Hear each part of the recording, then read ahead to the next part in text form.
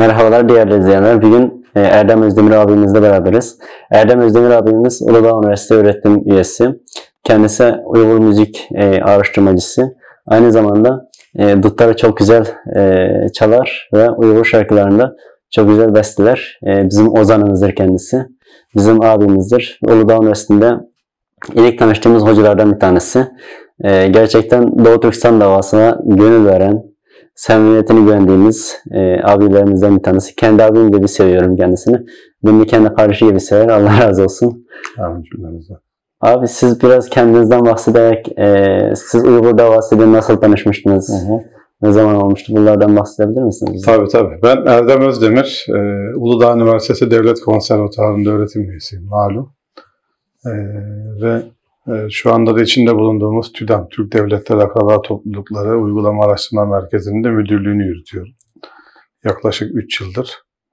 Asıl alanım Türk halk müziği ve son 6-7 yıldır da Türk dünyası müzikleriyle ilgileniyorum. Uygurlardan tabii ki de çok genç yaştan beri hep haberimiz oldu. Evet. Onların çilelerinden, sıkıntılarından.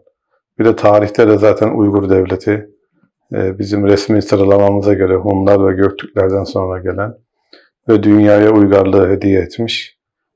Gerek tarımda, gerek tıpta, gerek sanatta ve gerek de en önemlisi bu kaçırılıyor insani ilişkiler açısından. Türklerin en önemli, en donanımlı yerleşik hayata geçmiş kollarından birini teşkil etmektedir Uygur Türkleri.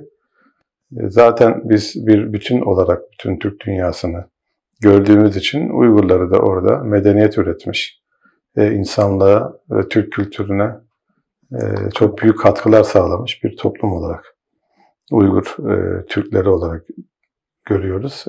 Eskiden beri ilgim vardı ama bir Uygur arkadaşım olması, Uygurlarla doğrudan ilişkiye girmiş olmam 2011 yılında doktora yaparken İsveç Uppsala Üniversitesi'nde bir araştırmacı olarak 6 ay çalıştığım sırada oradaki Türk Dilleri bölümünde öğrenim gören, doktora ve yüksek lisans, master düzeyinde öğrenim gören arkadaşlarım oldu. 2 tane. Uzun zamandır da her ikisinden de haber alamıyorum açıkçası. O da beni endişelendiriyor. O yüzden isimlerinden bahsetmeyeyim. Ama her ikisiyle de çok samimi olduk. Çok iyi kardeşlerimizdi. Ve Uygur kültürünün Türk kültürüne yakınlığını, Türkiye Türkleriyle ilişkisini, akrabalıklarını ve ortaklıklarımızı doğrudan orada görmüş oldum. Beraber yemekler yapardık, şarkılar, türküler söylerdik. Hatta ilk bildiğim, duyduğum Uygur şarkılarını da onlardan dinlemiştim. Seni Bekleymen diye bir şarkı vardı. Çok da güzel söylerdi arkadaşım. Dediğim gibi hakikaten kendisinden haber alamıyorum. Çünkü o zamanlar bu kadar karışık değildi. Evet. Bir Uygurlar üzerinde Çin baskı ve zulmü hep vardı ama bugünkü kadar hiçbir zaman olmamıştı. Son 4 yıldır yaşadıklarımız kadar. Ve durumları nedir, ne yapıyorlar diye mail bile atmıyorum onlara. Çünkü Uygur davası konusunda birkaç yıldır aktif görev aldığımı biliyorum. Bir de müzikle ilgilendiğim için de müzik bir tanınırlık sağlıyorum malum. Ola ki onlara bir istemeden de olsa sıkıntılı durumlarını daha da sorunlu hale getirmemek için irtibat da kurmamaya çalışıyorum. Bu tabii çok üzücü. Sadece bu düşüncemin gerçek olduğuna inanırsa bizi dinleyenler, Uygurların nasıl bir baskı altında olduklarını buradan bile anlarlar aslında. Durum bu kadar ciddi. Doktorayı bitirdikten sonra, İsveç'ten döndükten sonra da 2015 yılında bir postdoktora projesiyle İngiltere'nin Londra Üniversitesi SOAS Koleji'nde postdoktora yapmaya gittiğimde oradaki asıl konum işte Uygur müziğiydi. Uygurlarla ilgili, Uygurların müzikleriyle Türkiye ve Türk dünyası müziklerinin benzerliklerini, farklılıklarını araştırmak için 1 yıl orada kaldım. Orada da akademik partnerim, şimdi profesör de oldu, Rachel Harris. Evet. Uygur müziği konusunda dünyadaki iyi otoritelerden bir tanesidir. Onunla çalıştık ve Uygurların kültürlerini artık kitap üzerinden, kağıt üzerinden, okumalar üzerinden de görme şansım oldu. Müzik özelinde tabii ki de.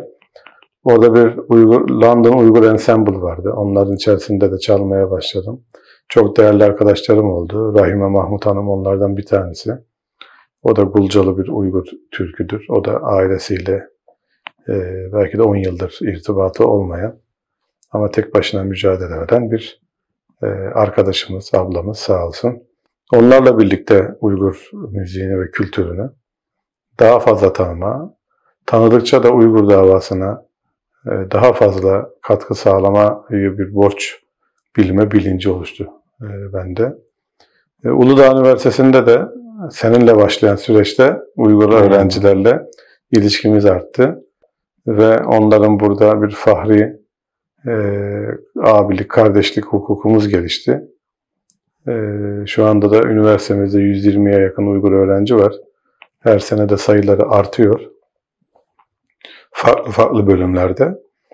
Onlarla diyaloglar, onların sorunlarını, sizlerin aynı şekilde meselelerini, problemlerini, ailevi sorunlarını, aileleriyle görüşememe, irtibat kuramama gibi sorunlarını çok dinledik, içinde bulunduk, yaşadık.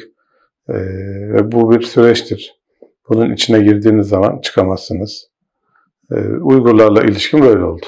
Böyle başladı, böyle de devam ediyor. Bu arada çok tabii Uygur dutarı ile başladım. Uygur ravabı da çalmaya başladım bir süredir. Dutar daha fazla ilgimi çekiyor. Türk müziğindeki bağlamaya da benzerlik göstermektedir Uygur dutarı.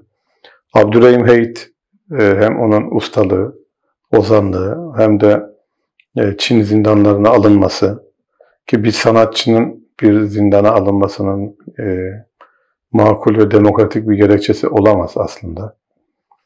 Sadece milli içerikli, kendi Uygur ve Türk kültürünü yansıtan şarkılar, türküler söylemek insanın soruşturmaya bile tabi tutulmasını gerektirmez. Abdurrahim Heyit ve onun şarkılarıyla, türküleriyle de onları söyleyerek, hatta o içerideyken, kamptayken onun boşluğunu da biraz doldurabilmek ve onu biraz hatırlatmak. Onun boşluğunu biz dolduramayız ama en azından farkındalık yaratmak için onun şarkılarını, türkülerini çok dile getirmeye çalıştım. Videolarımda, konserlerimde de ondan bahsederek bir Uygur hassasiyeti Türk milletine kazandırmaya çalıştım. Biraz başarılı olmuş olabiliriz. Beklediğimizin çok üzerinde bir hassasiyet var artık Uygurlara karşı. Yani bu duyurulmuş, artık insanların haberinin olduğu, televizyonlarda, programlarda hiç alakası olmayan kişiler tarafından bile birden konuşulan, zikredilen bir konu haline geldi artık. Çin'in Uygurlara yaptığı baskı ve asimilasyon politikası. Tabii ki de bu bir etnik soykırımdır. Kültürel soykırımı da geçtik. Bir etnik soykırımdır. Milyonlarca insanın kampta tutulması, öğrencilerin, gençlerin aileleriyle görüşmelerinin önüne geçilmesi. Bu şu zamanda değil, dünyanın hiçbir zamanında, yani ilkel zamanlarda bile hoş karşılanacak, kabul edilebilecek bir durum değildir. Ondan dolayı da Uygurlarla ne kadar ilişki kurarsanız bu konunun o kadar içine giriyorsunuz ve dışına çıkmak da imkansız. Çok teşekkür ederiz abi. Bursa'da Uygur öğrenciler bayağı var. Uygur öğrencilerle tanıştınız, sohbet ettiniz. Söylemek istedikleriniz var mı öğrencilere mesela? Şunların yapılması gerekiyor. Hep söylüyoruz aslında konserlerde de, toplantılarda da. Ben Uygur öğrencilerin, Uygur gençlerinin ve bütün Uygur fertlerinin öncelikle yaptıkları işi iyi yapmalarını, hangi bölümlerde okuyorlarsa orada yüksek derecelerle mezun olmalarını onlara öneriyorum. Çünkü dünyada var olabilmek başarıyla olur. Başarının merkezinde de bilgi vardır, bilim vardır. Buralarda bir bilim yuvası. Ondan dolayı da öğrencilerimiz önce başarılı olmak zorundalar. Başarısız kitleler kendi seslerini duyurma konusunda da başarısız olurlar. Başarılı olurlarsa, örneğin Uygurlardan çok iyi bir tarihçi, çok iyi bir müzik insanı, iyi bir futbolcu, iyi bir sanat adamı, iyi bir hukukçu çıkması, iyi bir gazeteci, oyuncu, yönetmen çıkması, film yapılması, sesini duyurması. Bu en önemli konulardan biridir. Abdurrahim Heit bunu başardı. O iyi bir örnek. Onun Çin zindanlarında şehit edildiği haberi Türkiye'ye ve dünya gündemine gerçekten bir bomba gibi düşmüştü. Çok sevindik haberin asılsız olduğuna ve onun hayatta olduğuna, ama o günden sonra da doğru düzgün haber alamıyoruz. Evet. Nasıl bir hayat yaşıyor bilmiyoruz. Bazı hayatlar ve yaşam biçimleri vardır ki öyle yaşamaktansa yaşamamak daha iyidir. Eğer öyle bir baskı altındaysa, ki o sanatçı ruhlu insanlar baskı altında asla mutlu olamazlar. Hiçbir insan olamayacağı gibi sanatçılar daha hassas olurlar. Ondan dolayı da öğrencilerimizin öncelikle başarılı olmasını istiyoruz. İkinci olarak da Türkiye'ye bir şekilde uyum sağlamalarını, zaten biz aynı ağacın dallarıyız. Bu kesinlikle böyle. Aramızda yani binlerce kilometre mesafe olsa bile, 1000 yıllık bir ayrılık olsa bile, işte dillerimiz arasındaki benzerlik, yemeklerimiz arasındaki benzerlik, benim de araştırdığım müziklerimiz arasındaki benzerlik, insani özelliklerimiz, iyiliklerimiz, hümanizmaya katkılarımız hep aynı. O yüzden Türkiye'deki entegrasyonları çok zor olmayacaktır. Sadece biraz konsantre olmaları gerekir. Kendilerini burada tanıtmaları, farklı insanlarla, sadece kendi içlerinde değil, diğer Türklerle, diğer toplumlarla yakın ilişki kurmaları, kendi hikayelerini, davalarını anlatabilme becerisi sağlayacaktır onlara. Buna ihtiyacımız var. En önemlisinden biri de buraya neden geldiklerini unutmamaları. Neden buradalar, neden burada kaldılar, neden gidemiyorlar, annelerinden, babalarından neden haber alamıyorlar. Bu önemli. Yani bu onlara bir dava bilinci kazandırır. Davalarını unutmamaları gerekiyor. Pek çok aşama var davamızın önünde. Uygur davasında, Doğu Türkistan davasında. Onların şu anda bir tanesi oradaki insanları yaşatmak. Şu anda bunu istiyoruz aslında biz. Öncelikli olarak. İnsanların rahat insan gibi, kendi toprakları çünkü orası 2000 yıllık, 3000 yıllık Türk toprağında yaşıyorlar. Kendi ülkelerinde özgür olmalarını istiyoruz. Bugün özerk olarak geçen Doğu Türkistan aslında özerk bile değil. Aslında özerklik bile, özerklik kavramı bile Türk milletinin kişiliğiyle uyuşmayan bir kavramdır. Türk milleti her zaman bağımsız olmayı istemektedir. Çok kısa süreli işgallerde bile ya da kuvvetli işgallerde bile Türkler defalarca isyana kalkışmış ve bağımsız devletler kurmaya çalışmışlar. Nitekim 20. yüzyılın başında 2 tane Doğu Türkistan devleti kuruldu. Üçüncüsünün de çok rahat kurulacağını görüyoruz. Doğru bilinci taşırsak, birlik olursak, bilimden faydalanırsak ve Türklük şuuru, milli şuurdan, vatan sevgisinden vazgeçmezsek bu olacaktır. Bunun yani 3. devleti de inşallah kuracağız. Özerk Doğu Türkistan görüyorsunuz ki özerk değil, yani özerk kalmıyor. Sözde. Evet, sözde bir özerklik var. Ama önceliğimiz kamptaki insanların bir kere serbest kalması. Onların hayatlarından şüphe eden yakınlarının artık onlardan şüphe etmemesi, emin olması. Bunu sağlamak için de en azından şu andaki eğitim şansı gören Türkiye Cumhuriyeti Devleti'nde ki devletimiz bu öğrencilere sahip çıkıyor çok fazlasıyla. Her ne kadar uluslararası siyasi konjonktürel yaklaşımlar göz önüne bulundurulduğunda bizi tatmin etmese de bazı durumlar, ama Türk Devleti ve Uygur Türklerinin burada yaşamasını, öğrencilerin burada eğitim görmesini bir şekilde sağlıyor. O yüzden bu önemli bir konu. Bu imkanlardan yararlanıp başarılı, davasına sahip, Uygur ahlakını, Türk ahlakını her zaman taşıyan ve sosyal ve de iyi insanlar olmalarını isterim öğrenci kardeşlerimin.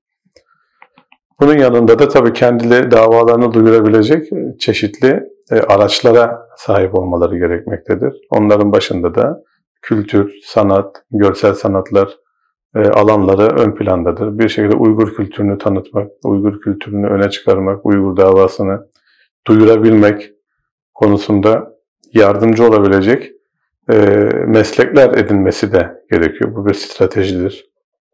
Bunun için yine bilgiye ihtiyaç var. Bir kere Uygur öğrencilerimizin genel Türk tarihini çok iyi bilmesi gerekmektedir.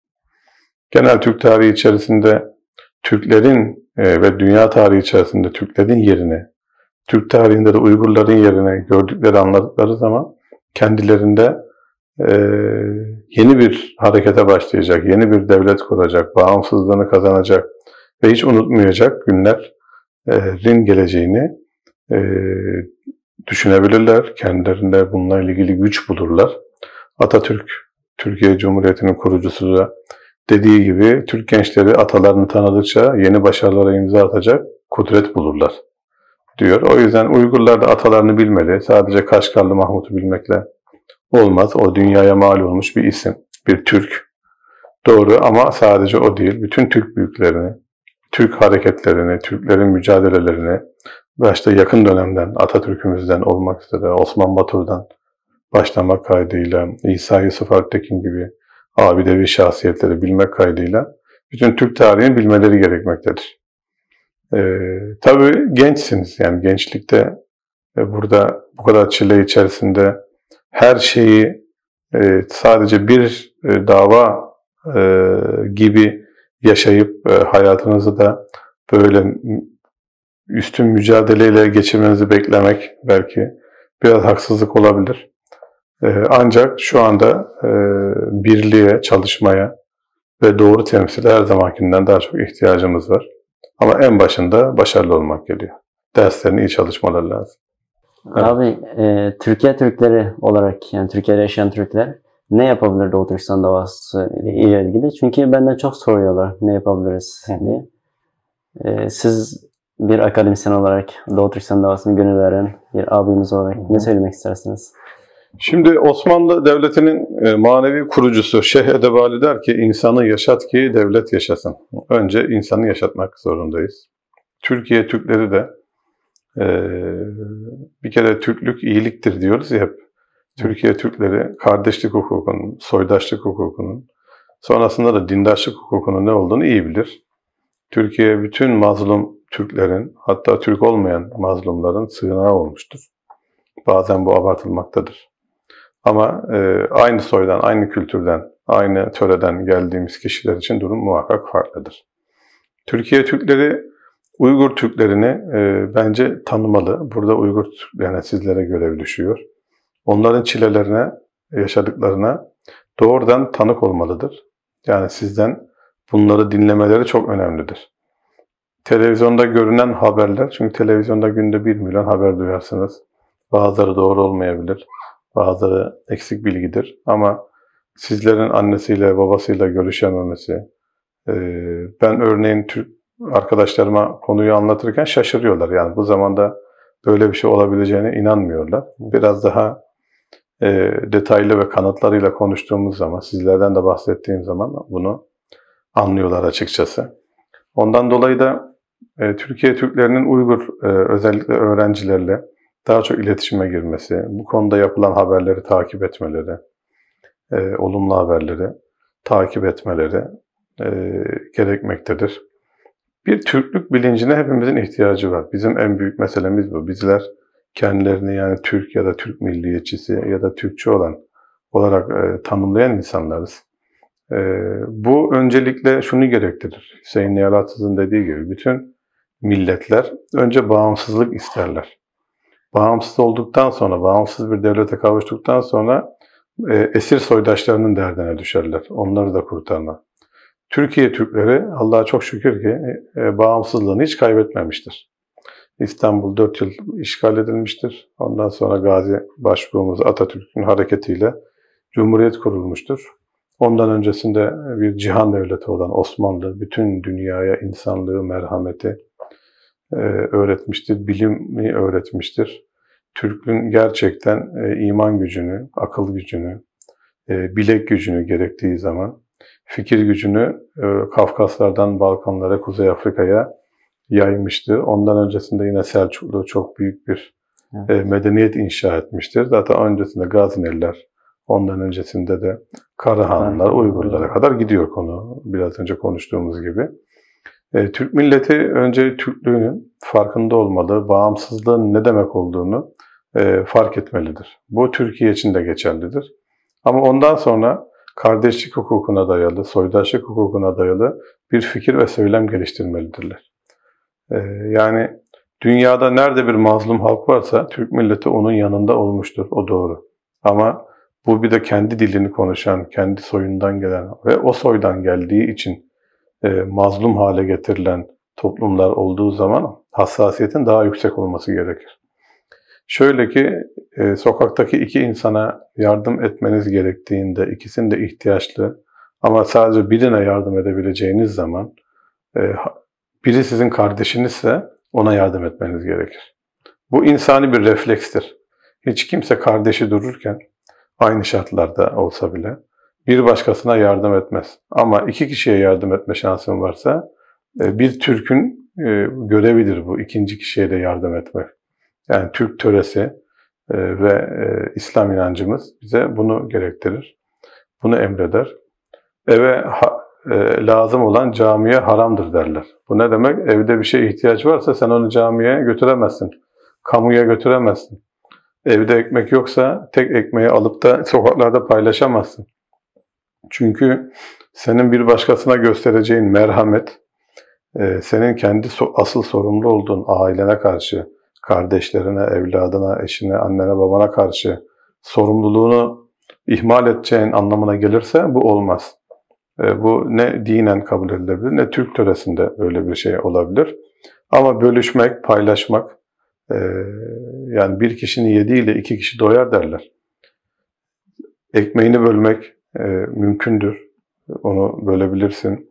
Evinde bir köşesini insanlara belki ayırabilirsin geçici olarak. Yabancılardan bahsediyorum. Her şeyi, sırtındaki ceketini iki tane vardır, birini verirsin. O başka bir şey. Bölüşemeyeceğimiz bizim yegane şeyimiz vatanımızdır. Bir başkasıyla, Türk olmayanlarla. Bunu unutmamak lazım. Yani Türklük gerçekten bütün toplumlara, mazlumlara yardımcı olmayı gerektirir. Ancak kendi soydaşın, kendi dindaşın, hem soydaşın hem dindaşın olduğu zaman, hem aynı kültürden, aynı soydan geldiğin zaman sorumluluğun çok daha fazla artar.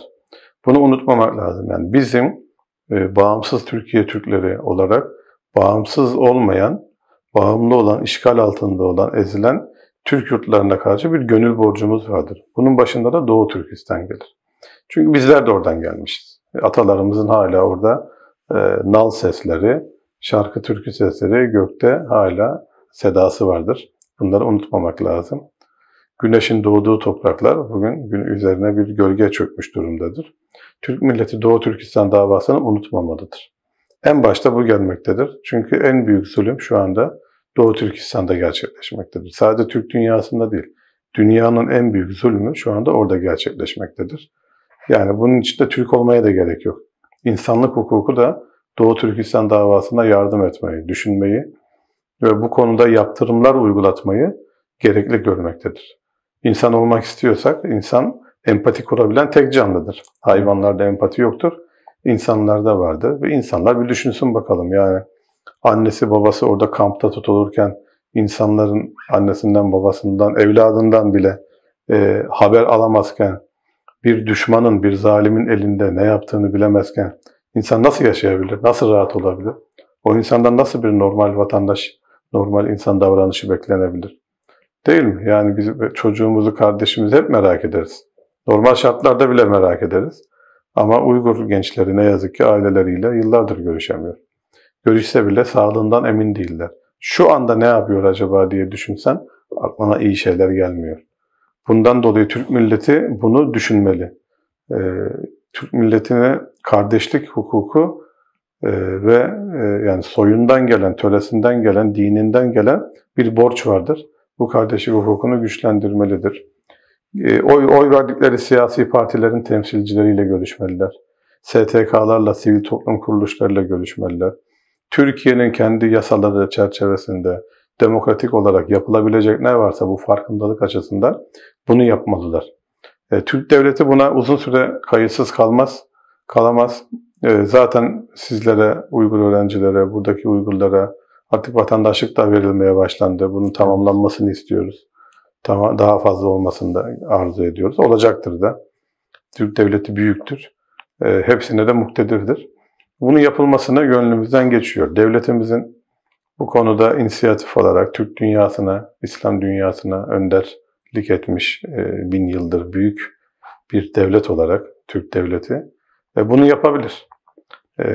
Ve Uygur Türklerine zulüm uygulayan Çin devletine, ÇKP yönetimine biz savaş açılsın demiyoruz zaten. Savaş bu zamanın her zamanın belki geçerli unsuru ama derdimiz bu değil. Derdimiz sadece diplomatik baskı yapmak, diplomatik baskı kurmak, belki ticari anlamda bazı yaptırımlar getirmek.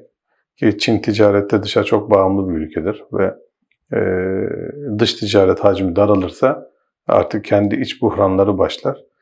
Tabii ki de Çin devletinin hiçbir durumu bizi ilgilendirmiyor. Yani ne yaparlarsa yapsınlar, ne halleri varsa görebilir ama bizim orada kardeşlerimiz var. Kardeşlerimizle biz Türk'üz, Müslümanız, insanız. Onlar da öyle, Uygur Türkleri de öyle.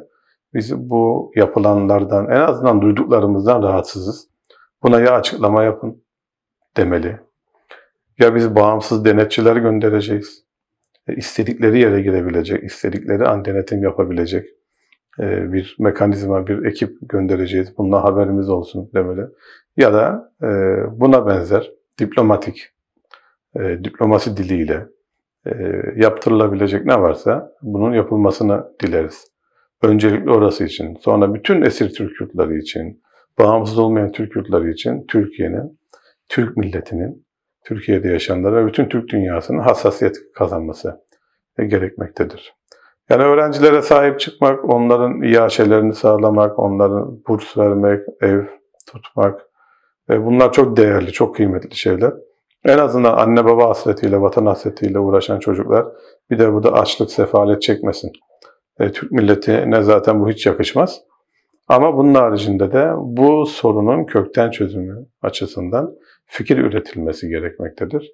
Bunu da dediğim gibi STK'larla, siyasi partilere, herkes kendi siyasi partisine bunu duyurarak, baskı yaparak, devletimizden, yönetim kadrolarımızdan bunları uygun yolla, demokratik yollarla isteyerek bu farkındalığın yaratılması gerekiyor. Türk milletine böyle bir görev düşüyor. Uygur Türklerin şu an yaşadıklarının hepsi soykırım olarak tanımlanması gerekirken ve devletler susabiliyor. Mesela Türkiye Cumhuriyeti başta olmak üzere çoğu devlet susabiliyor ve Uygur Türkleri bu suskunluktan rahatsız gerçekten. Türkiye'deki Uygur Türkleri olsun veya dünyadaki Uygur Türkleri olsun, özellikle Türkiye'nin. Çünkü Türkiye'den beklentimiz çok büyük Doğu Türkistan konusunda. Bu konu üzerinde Uygur Türklerine söylemek istedikleriniz var mı yani? Şöyle onu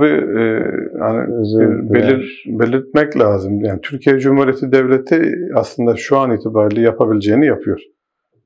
Bunu bir kere söylememiz lazım. Dediğim gibi mazlumların sığınağı çünkü burası her zaman. Biz biraz daha fazlasını istiyoruz. Yani yapılabilecek potansiyeli biraz daha yükseltmeye çalışıyoruz. Bizim devletimizden beklentimiz bu. Yoksa devletimiz hiçbir zaman olaya uzak kalamaz, tarafsız, bağımsız kalamaz.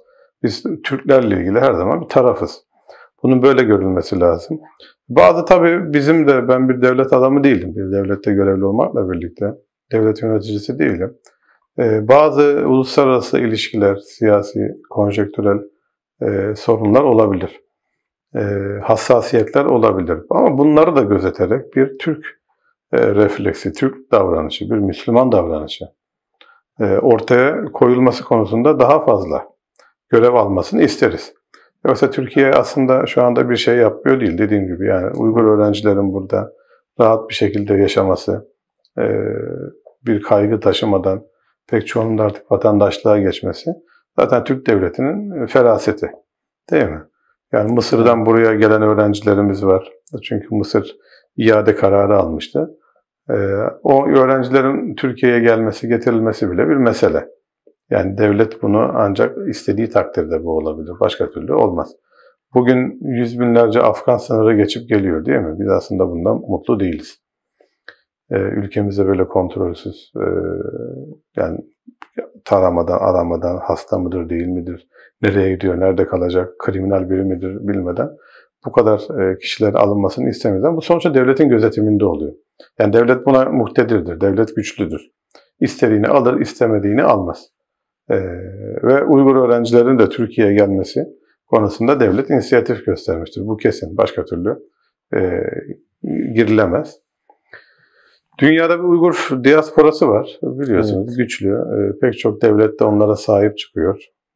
O anlamlı. Yani bugün Avrupa merkezi başta olmak üzere, Münih'te kurulan, merkezi Münih'te olan Dünya Uygur Kurultayı başta olmak üzere, Avustralya'da, Avrupa'nın çeşitli ülkelerinde, Amerika Birleşik Devletleri'nde Uygur hareketliliği var. Türkiye'de de aynı şekilde. Bir bütünlük de var aralarında. İyi bir iletişim var, güzel. Tabii bu yapıların güçlendirilmesi gerekiyor. Ve onların hepsi, ben tanıdıklarımın hepsi bir Türkiye hayranı. Yani onlar, bütün tanıdığımız Uygurlar yurt dışında, yurt içinde kendi vatanları kadar Türkiye'yi de seviyorlar. Evet. Pek çoğunun da zaten yolu Türkiye'den geçmiş. Ya burada okumuşlar, çalışmışlar, yaşamışlar. Türkiye ile ilgili duyguları, gönülleri hep ferah olsun. Türkleri hep onların yanında. Daha fazla yapılacak şeyler her zaman vardır. Onlar da inşallah çok zaman geçmeden, vakitte çok geç olmadan, Uygurlar daha fazla orada kıyıma uğramadan güzel çalışmalar, güzel etkili hareketler yapılır diye umuyoruz. İnşallah. Söylemek istedikleriniz var mı abi? Bütün Türkler için geçerli bu. Bizim fikir önderlerimizden Ziya Gökalp der ya, vatan ne Türkiye'dir Türklere ne Türkistan, vatan büyük ve müebbet bir ülkedir Turan. Yani Turan dediğimiz Türk Birliği, Türklerin kendi aralarında ilişkilerin geliştiği, ortak bir alfabe, ortak bir dil oluşturduğu, aynı dilin kollarını konuşuyoruz ama yabancılaşmalarımız çok fazla. Evet. Bir Türk dünyası hayal ediyoruz. Ticari ilişkilerin olduğu, gümrük birliklerinin yaşandığı, Avrupa Birliği gibi, zamanında kurulan Arap Birliği gibi, yani Varşova Paktı gibi insanların askeri anlamda, ekonomik, kültürel, sosyal anlamda ilişkilerin artacağı, Türklerin birbirlerini tanıyacağı, birbirinin dertlerinden haberdar olacağı bir Türk Birliği'nin olmasını istiyoruz. Bütün Türklerin, Türkiye Türklerinin ve diğer Türklerin, dış Türklerin hepsinin bu bilince sahip olmasını isteriz. Kardeşlik hukukunun her zaman ön plana çıkarılmasını isteriz. Biz 300 milyon Türk birbiri için inisiyatif alabilecek, birbiri için karar verebilecek insanlar haline gelirsek bize hiçbir yapı ezemez, soykırıma maruz bırakamaz. 40 sene önce Karabağ'da Ermeni işgaliyle şehit edilen binin üzerinde insan ve yerlerinden göç ettirilen milyonlarca insanı yaşadığı dramlar yaşanmaz. Türk Birliği kurulursa, Türkler birlik olursa Karabağ'da geçen sene olduğu gibi olur. Hemen Azerbaycan müdahale eder. Türkiye'de biz nasıl istiyorlarsa öyle destek veririz demesi lazım. Türk olanla Türk olmayanı uluslararası arenada, devlet ilişkilerinde, sosyal ilişkilerde, kültürel ilişkilerde tabii ki de ayrı yere koymamız lazım. Hiç kimsenin ırkından, soyundan dolayı bir küçük duruma düşmemesi, kendini kötü hissetmemesi bizim temennimizdir. Ama bizler de Türk'üz. Ve dünyanın en geniş coğrafyalarına yayılmış, iz bırakmış, tarihsel derinliği açıdan da çok derinlere giden, Oğuz Kağan'dan çok daha öncesine giden, İskitlerle, Sakalarla, sanatın, kültürün, estetiğin en üst noktalarına ulaşan, altın elbiseli adam gibi İskitler döneminden kalma, altının o şekilde işlenebileceği bir kültür düzeyine milattan önce 500'lerde gelmiş bir toplum. Bunları unutmamak lazım. Bizler öyle bir kabile yaşantısı içinde hiç olmadık. Her zaman bizim töremiz vardı. Her zaman töreyi uygulayan bir beye, bir Hakan'a bağlıydık. Hakan da töreye bağlıydı. Türklerin bağlı olduğu Türk töresine, yönetim biçimine, yazılmamış bir anayasaya Türkler kadar, yönetilen kadar yöneten de bağlıydı. Hep bir söz söylenir ya, töre konuşunca han susar derler. Doğru. Bizde bugün töremiz, kültürümüz, dinimiz, yaşam biçimimiz, müziğimiz, sanatımız, folklorumuz, bunların hepsiyle biz büyük bir Türk milletiyiz. Birbirine yakınlığını biliyoruz. Bunlara sahip çıkılması, bu birliktelik üzerinden hareket edilmesi ve kendi soydaşlarına öncelikle ve dindaşlarına, hem soydaş hem dindaşlık olduğu zaman daha da bağlılık içerir. Ama tabii ki de mazlum olan bütün de insanlara karşı duyarlılığımızı Türk milletini kaybetmemesi gerekiyor. Bir gün Türklerin bir araya gelip birbirlerinin dertleriyle bu kadar böyle dertlenmesi, birbirlerinin mutluluklarına adeta kendileri sevinmiş gibi sevinmeli. Nasıl ki biz Şuşa'yı aldığımızda, Karabağ aldığımızda burada mehter çaldırdık. Bunların her birinin bütün ülkeler için, bütün Türk dünyası için geçerli olduğu güne inanmak lazım. Bizler ölüp gideriz ama arkamızda çocuklarımız, torunlarımıza bize bırakılan gibi özgür bir ülke bırakılması lazım. Bize bırakılmadıysa da Doğu Türkistan'daki gibi onu özgür hale getirip çocuklarımızın da hareket etmesini sağlamamız lazım. Özbekistan'da da, Kazakistan'da da, Kırgızistan'da da, her yerde bu geçerli. Yine Güney Türkistan'da, Afganistan'ın Türk bölgelerinde, Kerkük'te, Musul'da, Süleymaniye'de, Balkanlar'da, Batı Trakya'da sayabileceğimiz onlarca devlette Türkler öbek öbek yaşamaktadırlar. Onların derdi de bizim derdimiz olmalı. Öyle olursa kimse ne Doğu Türkistan'da, ne Karabağ'da, ne bir başka bir yerde Türklere zulmedemez. Güçlü oluruz. Bir olalım, diri olalım, iri olalım diyor ya Hacı Bektaş Veli. Bunlara inanmak lazım. Doğu Türkistan'ın bir gün gerçekten özgür olacağına inanmamız gerekiyor. Orada bu toplantıları orada yapacağımız, sevda türküleri söyleyeceğimiz, ailelerimizle güzel güzel meşrepler kuracağımız, orada da nakşalar okuyacağımız, lağmen yiyeceğimiz hep birlikte güzel günlerin olacağına inanmamız gerekiyor. Gök bayrak bir gün göklerde çekilecektir. Ben buna inanıyorum. Atatürk de ölmeden önce diyor ya, Türk Birliği'nin bir gün kurulacağına inanıyorum. Gözlerimi bu hayalin ışığıyla yumacağım. Ben zamanında kurulmasa bile diyor. O da buna inanıyordu. Türkler birlik olmayı zaman zaman başarmıştır. Yine başaracaktır. Türklerin birlik olup Türk töresini 300 milyona yayıp, uygulayıp yaşadıkları bir dünya diğer insanlar içinde çok yaşanır bir dünya olacaktır. Çünkü Türkler merhametlidir, iyidir, kültüründe vardır. Komşusu açken tok yatamaz. Bu bir dini söylemdir. Peygamber Efendimizin hadisidir. Ama buna en güzel uyanlar her zaman Türkler olmuştur. Her zaman ekmeğini bölmüştür. Yardımcı olmuştur. Kendisini mağdur edecek kadar olmuştur zaman zaman. Ama şu anda dünyanın kanayan yarası Doğu Türkistan. Bütün Türk milletini ve bütün insanlığı, bütün İslam alemini de bu probleme, bu yaraya bir derman olmaya, bu konuda en azından fikir üretmeye, en azından bununla ilgili bir paylaşım yapmaya davet ediyorum. Çok sağ olun abi. Siz bir müzik araştırmacısı olarak, Türk dünyası müzikleri araştırmacısı olarak yani Doğu Türkistan'daki yapılan müzikler veya son 100 yılda icat edilen müzikler olsun, 12 mukam olsun, günümüzdeki Anadolu Türkiye'sindeki müziklerle bağlantılarını kurmaya çalışıyorsunuz. Ben konserlerinize katıldım. Oradaki tutarlı buradaki şarkıları bestelemeye çalışıyorsunuz. Bağlantılarını çok yakın olduklarını hissediyorum ben dinlerken. Evet. Siz bir müzik araştırmacısı olarak bu konuda ne söylemek istersiniz? Mesela Anadolu müzikleriyle Doğu Türkistan müzikleri arasında nasıl bir fark var mı? Çok büyük bir fark var mı? Yoksa? Şöyle,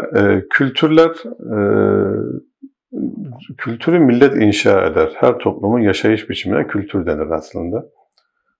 Coğrafya, ondan sonra farklı etkileşim, farklı toplumlarla bir araya gelme, yan yana olma, o kültürlerde değişiklik yaratır, dönüşüm yaratır. Türkler ilk başta birlikteydi, daha bir bütün olarak birliktelerdi ve biz ayrıldık, buraya geldik Uygur Türklerinden. Kırgızlardan, Kazaklardan. Ama buraya gelirken kültürümüzü beraberinde getirdik. Sazımızı getirdik. Ondan sonra türkülerimizi getirdik, şiirlerimizi, ozanlarımız geldi. Bir kere kök itibariyle, aynı dili kullanıyor olma itibariyle birbirimize benzerliklerimiz çok. Müziklerimiz açısından. Makam kavramı hem şu anda aslında İslami bir kavramdır. Yani İslami literatürden müzik dünyasına girmiştir. Makam kavramını Türk dünyasında Türkler, Azerbaycanlılar, Özbekler ve Uygur Türkleri kullanır. Uygur 12 makamı ilgililer bilirler. Burada da bu fotoğrafta güzel bir temsili var. Hem bir meşrebin temsili var burada çok güzel, hem de Uygur makamının çalgılarının, insanların çalarken nasıl kendinden geçtikleriyle ilgili de çok güzel bir temsil olmuş. Uygur makamı kökleri tabii ki de bütün kültürel yapılar gibi birikerek gelir. Muhakkak geçmişte köksel bağlantıları vardır. Özellikle 16. yüzyıl olsa gerek, Amenisa Han, efsanevi karakterin derleyip toparladığı bir repertuarın makamlar halinde bölünmüş ve düzenlenmiş şeklidir bugünkü 12 makam.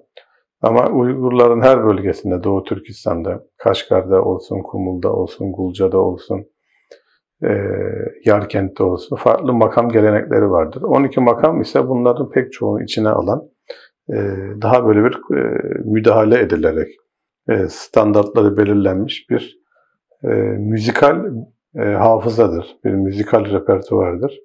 Çok geniş bir Uygur makamsal dünyası vardır kendi içinde de. Örneğin ezgisel benzerliklerimiz vardır. Çalgısal benzerliklerimiz vardır. Ritmik bazı benzerliklerimiz vardır ama farklılıklarımız da vardır. O da çok normaldir. Çünkü örneğin Uygurlar Yunanlarla bir iletişime geçmemişlerdir. Rumlarla iletişimi olmamıştır. Araplarla olmuştur, Farslarla olmuştur. Onların bizlerle de olmuştur. Biz Anadolu'ya geldiğimizde burası çok kalabalık bir ülke değildi ama yine de pek çok toplumla, Türk olmayan toplumlarla Türklerin yönetiminde, bunu unutmamak lazım, hep iyi ilişkiler kurulmuştur. Hiçbir zaman onlara abilik yapılmaya çalışılmamıştır. Üstten bakılmaya çalışılmamıştır. Herkes komşuluğunu sağlamıştır burada. Bu Türklerin bir özelliğidir zaten. Farklı grupları, farklı dini ya da etnik grupları bünyelerinde barındırmaları, sorunsuz bir ilişki kurmaları.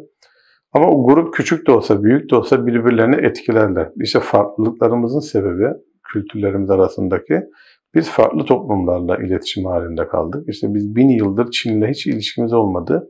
Ama siz Çinlerle birlikte yaşadınız, Uygur Türkleri. Ondan sonra Moğollarla ilişki içerisinde yaşadınız. Taciklerle ya da Farslarla ilişkileriniz oldu. Bunlardan dolayı farklılıklar, yani aynı kökten çıkıyor. Bir su, düşün, bir nehir bir yerden kaynıyor ve akmaya başlıyor. O kaynadığı yerde suyun bir homojenlikten, bütünlükten bahsedebilirsin. Sonra belirli bir gittikten sonra birkaç yüz kilometre dallara ayrılıyor. O su en sonunda da yine aynı sudur ama geçtiği topraktan izler taşır. Biraz tadı değişmiştir.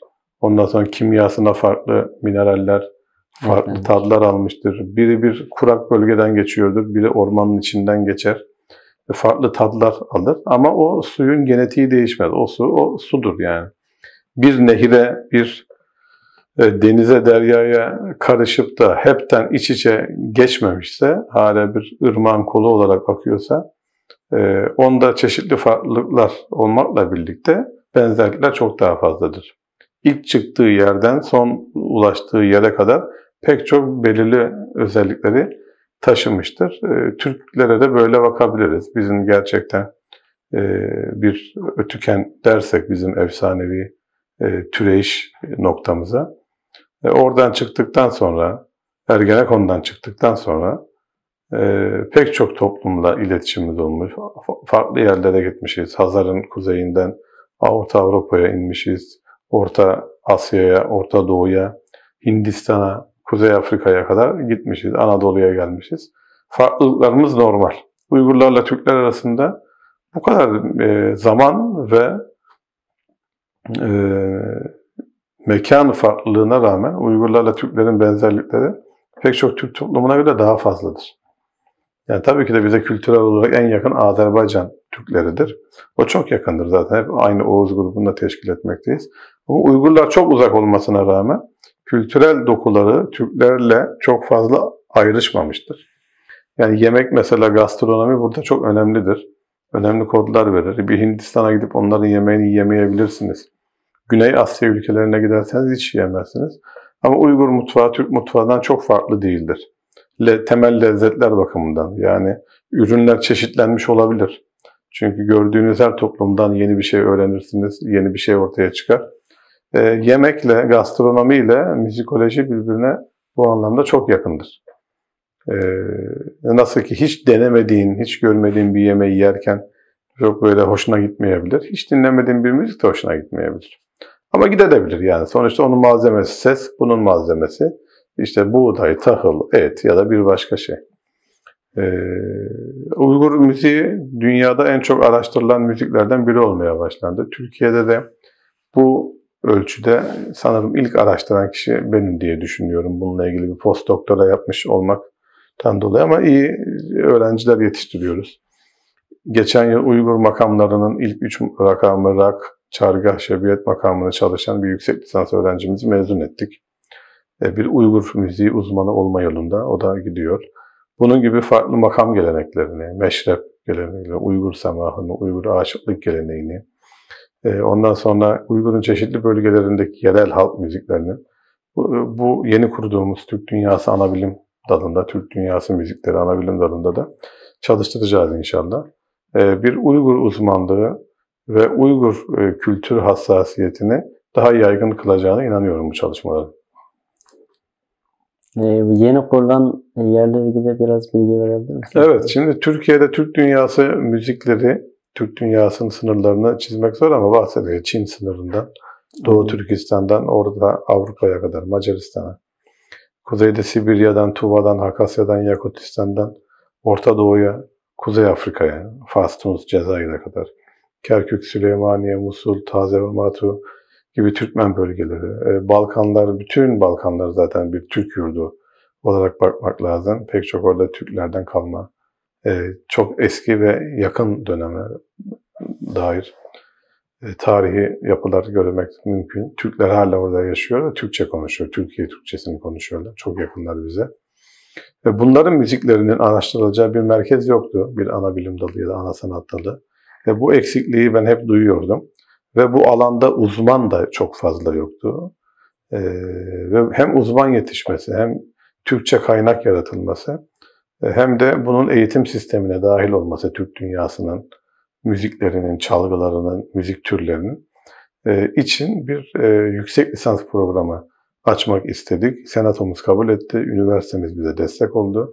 En sonunda da YÖK'ten kabul edildi. Şimdi bu sene Eylül ayında sınavını açıp Türk dünyasında ki bütün müzik yapılarının öğretileceği bir lisansüstü master programı açmış olacağız inşallah.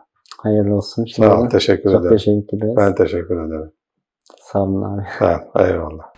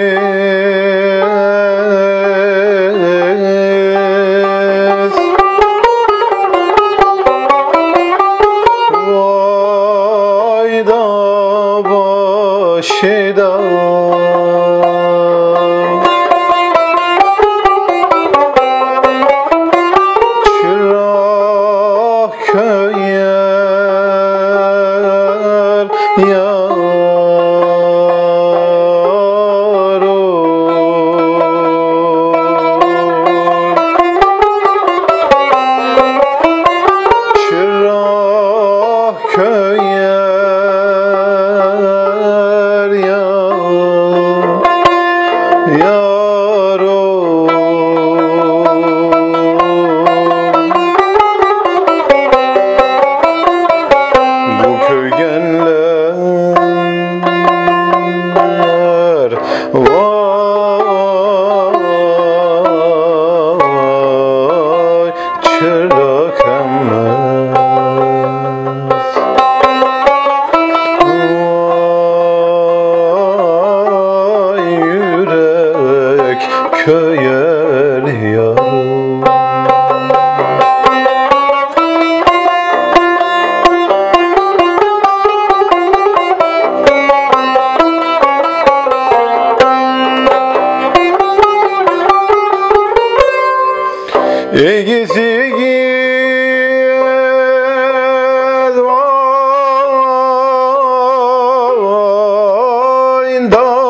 başı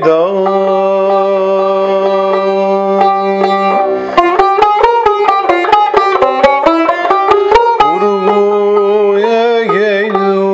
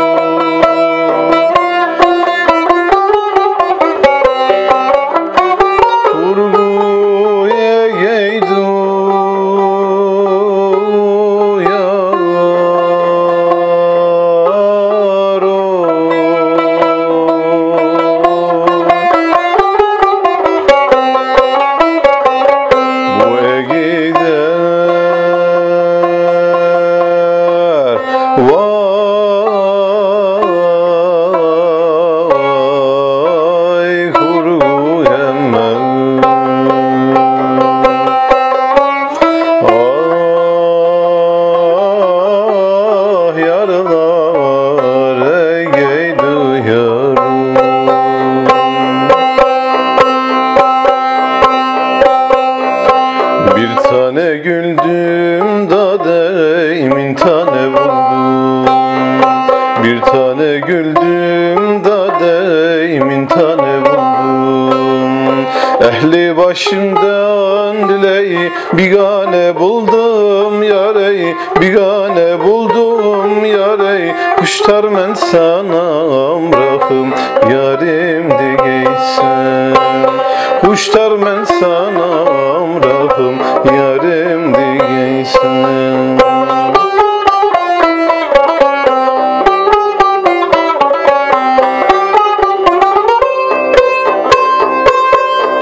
Sende kızıl gül dadey her çayda olmaz.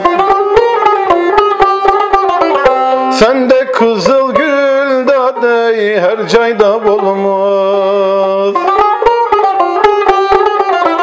Her çayda bolsa ley senin ceb olmaz dadey, minnin ceb olmaz dadey. Kuşlar men sana amrahım yarim digeysen. Kuşlar men sana amrahım. Vay yarim digeysem ya.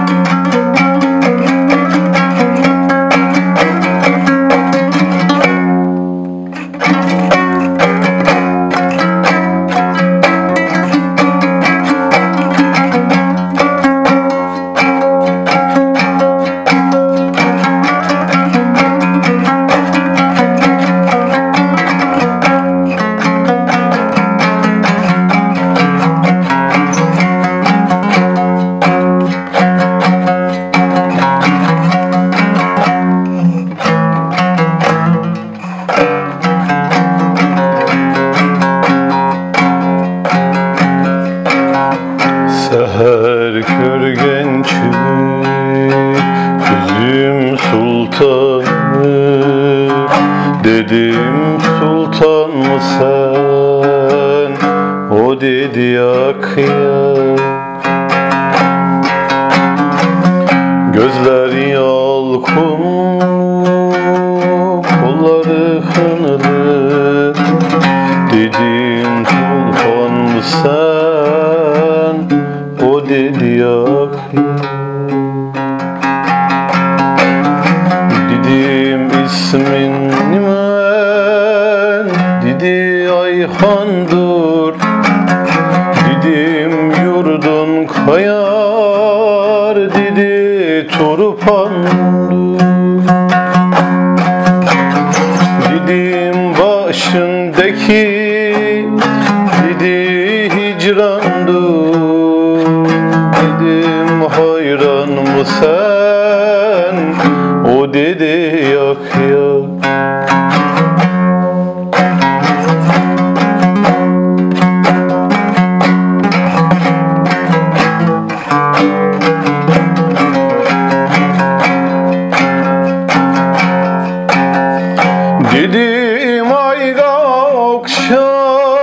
dedi yüzüm mor, dedim yıldız kebi, dedi gözüm mor. Dedim yalkın saçar, dedi sözüm mor. Dedim volkan bu sen, o dedi yak yak. Dedim kıyakına dur, dedi kaşım dur. Dedim kunduzuna dur, dedi saçım dur.